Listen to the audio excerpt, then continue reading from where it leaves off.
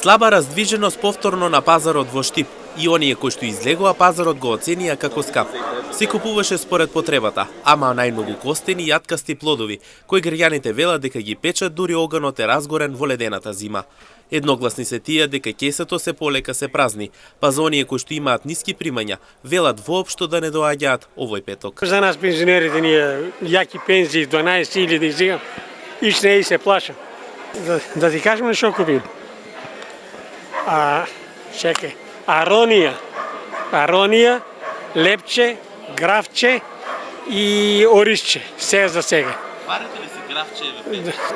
Обавезно, секој петок. Тоа не можеш. Тоа се е увозно. Кој сака ме кажува. Ја гледам од тие што зимам, 10 вреки денеска доноси, сите ги продаде, вика има домашен град. И јас сум од село, бил сум, не сме толку имале. Тоа е неверојатно, се е увоз. Јас купи јабуки, црвен пипер, буковец. Капос, ептен.